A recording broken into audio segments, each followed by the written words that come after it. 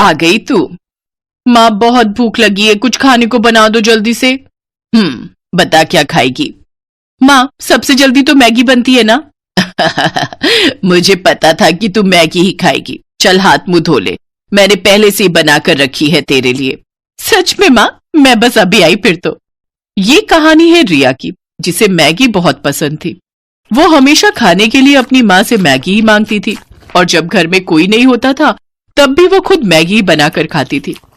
ऐसे ही वक्त गुजरता चला गया और फिर वो दूसरे शहर जाकर हॉस्टल में रहकर पढ़ाई करने लगी। और फिर एक दिन, हेलो रिया, क्या कर रही है? कुछ नहीं माँ, बस नाश्ता करके कॉलेज जा रही हूँ। अरे वाह, क्या बनाए नाश्ते में? वो माँ, मैंने मैगी ही बनाई होगी। हाँ माँ, थोड़ी देर हो रही थी तो मैंने सोचा कि मैगी ही बना लूं। अरे मैगी की भूखी, तेरा पेट कब भरेगा इस मैगी से? पेट तो बहुत अच्छे से भर जाता है माँ, बस मन ही नहीं भरता। जब से रिया हॉस्टल में आई थी तब से ही वो दिन रात बस मैगी ही खाती रहती थी। ना तो उसने कभी कुछ और बनाना सीखा और ना ही सीखने में रुचि ली। ऐसे ही उसका कॉलेज भी पूरा हो गया और फिर वो अपने घर लौट गई। फिर एक दिन, सुन जल्दी तैयार हो जाना, ठीक है? क्यों, क्या हुआ? कहीं जाना है क्या? अरे पगली, बताया तो था आज लड़के वाले आ रहे हैं तुझे देखने। क्या माँ, मुझे अभी शादी नहीं करनी। अभी नहीं तो कब करेगी? बुढ़ापे में क्या? चल जल्दी से तैयार हो जा। सरला के कहने पर रिया तैयार हो गई। सुधीर और उसकी माँ कुसुम उसे देखने आए। रिया की सुंदरता देखकर सुधीर ने उसे फौरन पसंद कर लिया और फिर 2 महीने बाद उनकी शादी की तारीख भी तय हो गई। इसी बीच सुधीर और रिया बाहर घूमने गए और फिर एक होटल में। तुम क्या खाना पसंद करोगी? मैं तो राजमा चावल खाऊंगा। वो यहाँ मैगी मिलती है क्या? हाँ मिलती ही होगी, पर होटल में आकर मैगी खाओगी? हाँ, क्यों नहीं। चलो ठीक है, जैसी तुम्हारी मर्जी। उस दिन सुधीर को समझ आ गया था कि रिया को मैगी बहुत पसंद है, लेकिन कितनी ज्यादा पसंद है ये तो उसे मालूम होना अभी बाकी था। फिर उसी शाम, रिया देख, अब तेरी शादी होने जा रही है, अपने ससुराल में जाकर उन्हें क्या खिलाएगी? बस मैगी? अरे कुछ तो खाना बनाना सीख ले, वरना तेरी सास तुझे धक्के देकर घर से बाहर कर देगी। हाँ माँ, कल से ही मुझे खाना बनाना सिखा देना, ठीक है? रिया को कभी खाना बनाने में इंटरेस्ट नहीं आया। उसने जब बहुत आसानी से अपनी माँ को कहा कि वो कल से ही खाना बनाना सीखेगी, तभी उसकी माँ समझ गई थी कि वो जरूर कोई तिकड़म भिड़ा रही है। शादी को अब बस 10 दिन बचे थे और अगले ही दिन रिया की 4 सहेलियां उसकी शादी के लिए उसके घर में आकर रुक गईं। सरला समझ गई कि अब वो उसकी सहेलियों के सामने उसे क्या ही खाना बनाना सिखा पाएगी, और हुआ भी वही जिस बात का सरला को डर था। शादी की तारीख आ गई, पर असली कहानी तो अब शुरू होने वाली थी। शादी के ठीक 2 दिन बाद, रिया बेटी यहाँ आओ। जी माँ जी। हमारे यहाँ रिवाज है कि नई बहू दूसरे दिन खाना बनाती है। आज सुधीर के फूफा जी और मौसा जी खाना खाने आएंगे, तो तुम एक काम करो, 3-4 तरह की बढ़िया सब्जी वगैरह बना लो। अगर तुम कहो तो मैं लग जाती हूँ तुम्हारे साथ। नहीं नहीं माँ जी, मैं कर लूंगी। रिया ने उस वक्त तो अपनी सास को हाँ बोल दिया, लेकिन अब उसकी हालत खराब हो रही थी, क्योंकि बचपन से उसने मैगी के अलावा कुछ और बनाना सीखा ही नहीं था। वो किचन में गई और झट से अपना फोन खोला और अलग अलग रेसिपीज खोलने लगी।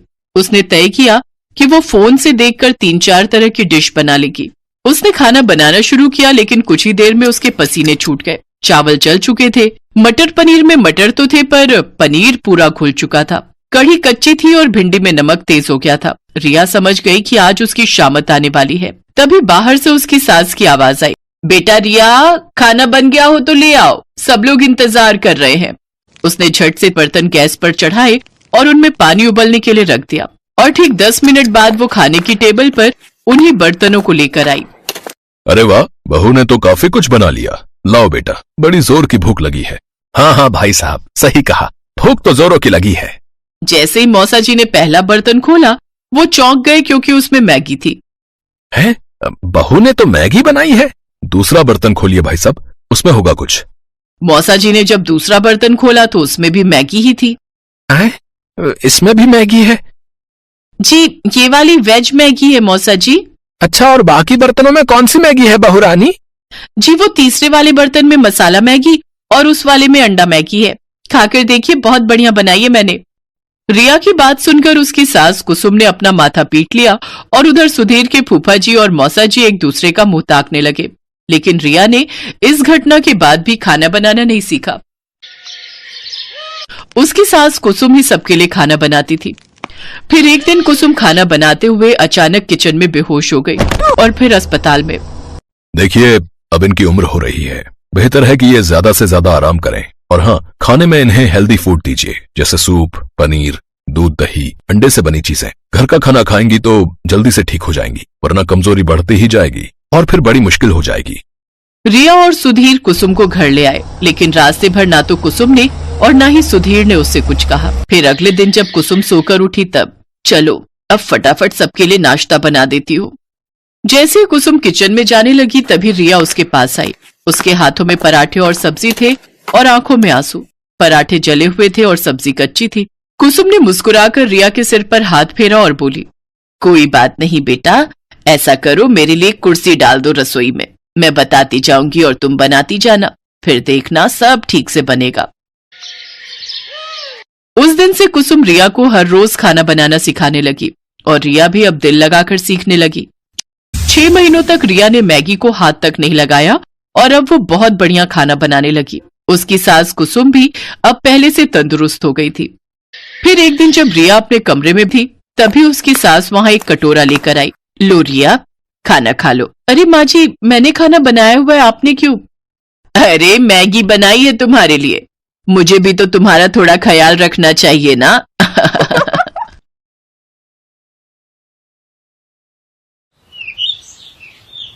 आलमपुर गांव में महेश नाम का एक आदमी अपनी पत्नी रीना और 2 बेटों के साथ रहता था। महेश अंडा सप्लाई का काम करता था। महेश का स्वभाव बहुत ही गुस्सैल और मक्कार किस्म का था। वो अक्सर रीना और अपने बच्चों को मारता पीटता रहता था। एक रोज, ये क्या बनाया खाने में है? जब देखो रोज दाल बना के रख देती है। जितने पैसे तुम घर में देते हो उससे सिर्फ दाल ही आ सकती है। सब्जी पता है कितनी महंगी है? मुझे नहीं खानी तेरी ये दाल वाल, जा मेरे लिए मस्त सा अंडा पराठा बना कर ला, नहीं तो तेरी ऐसी सुताई करूंगा कि आगे से दाल चावल बनाना हमेशा के लिए भूल जाएगी, समझी? रीना रोते हुए रसोई में जाती है और फिर पराठे के अंदर अंडा भर के सबके लिए अंडा पराठा बना कर ले आती है, जिसे खाने के बाद बच्चे बोलते हैं, माँ तुमसे अच्छा अंडा पराठा तो कोई बना ही नहीं सकता, सचमुच मजा ही आ गया। बस बस, इतना सर पर चढ़ाने की जरूरत नहीं है अपनी माँ को। रीना जो कुछ भी करती है महेश को कभी भी पसंद नहीं आता। छोटी छोटी बातों को लेकर वो रीना से लड़ाई करता रहता। एक दिन दोपहर को बच्चे अभी स्कूल से आए ही थे कि एक आदमी रीना के पास भागा भागा आता है। भाभी, महेश दुकान से पैसे चुरा कर भाग गया है और उसने मालिक से कर्जा भी लिया हुआ है। ये तुम क्या कह रहे हो भैया? मुझे तो इस बारे में कुछ भी नहीं पता। और कर्जा किसके लिए? हमें तो कर्जे की कभी जरूरत ही नहीं पड़ी। मैं तो बस आपको बताने चला आया, अभी थोड़ी देर में यहाँ पर पुलिस भी आएगी पूछताछ के लिए। हे भगवान, ये क्या हो गया? मुझे तो कुछ भी नहीं पता। मैं क्या बोलूंगी? उस आदमी ने तो मुझे कभी कुछ बताया ही नहीं। थोड़ी देर में वहां पर पुलिस पहुंच जाती है। वो रीना और बच्चों से पूछताछ करती है, लेकिन पुलिस जान जाती है कि इन लोगों को कुछ भी नहीं पता। इसलिए वो ये बोलकर चले जाते हैं कि अगर वो घर आए तो हमें इत्तला कर देना।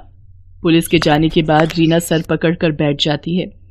दोनों बच्चे आकर उसके आसपास बैठकर दिलासा देने लगते हैं।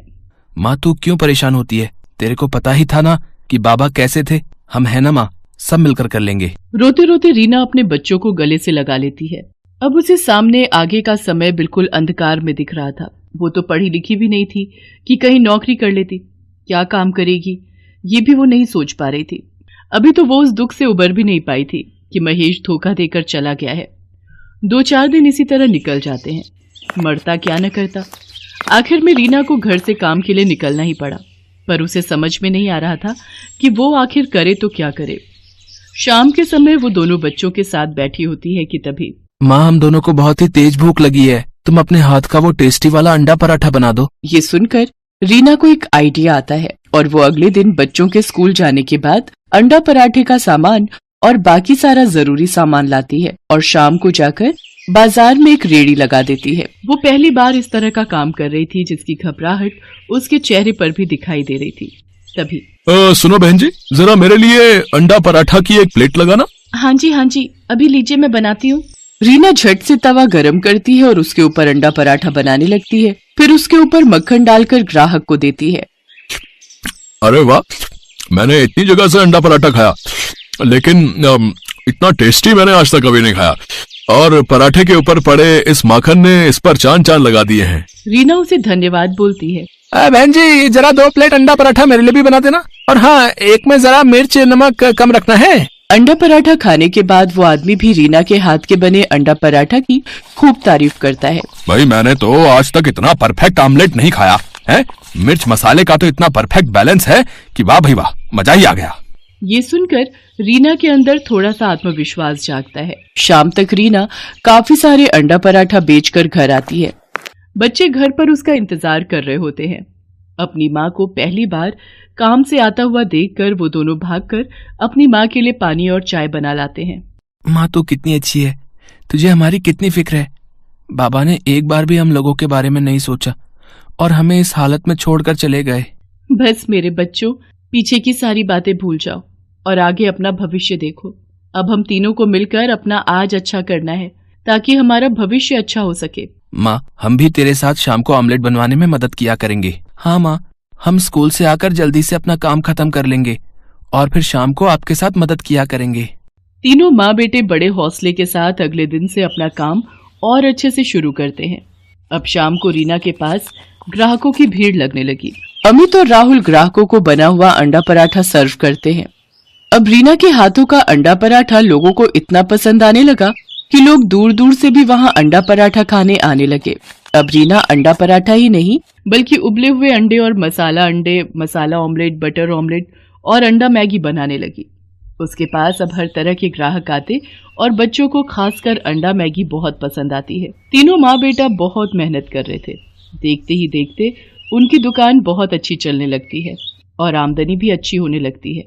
राहुल और अमित सुबह दिल लगाकर पढ़ाई करते और शाम को अपनी माँ की मदद करते हैं। बस माँ, कुछ दिन की बात है, फिर हम लोग अपनी पढ़ाई पूरी कर लेंगे और कहीं ना कहीं अच्छी नौकरी भी करने लगेंगे। भाई, मैं तो नौकरी वोकरी नहीं करूंगा, मैं तो बस माँ के काम को आगे बढ़ा लूंगा। मेरे बच्चों, मैं जानती हूँ तुम सुबह से लेकर रात तक लगे रहते हो, कितनी मेहनत करते हो। देख लेना, एक दिन भगवान तुम्हारी मेहनत का फल तुम्हें जरूर देगा। धीरे धीरे समय बीतता है और रीना के दोनों बच्चे अपनी पढ़ाई खत्म कर लेते हैं। वो अपनी माँ का साथ इसी तरह देते हुए आ रहे थे। राहुल ने तो पहले से ही ठान लिया था कि जैसे ही उसकी पढ़ाई खत्म होगी वो कहीं अपनी छोटी सी दुकान कर लेगा। माँ, क्यों ना हम लोग मिलकर एक दुकान ले लें? तो वैसे भी बरसात भी आने वाली है।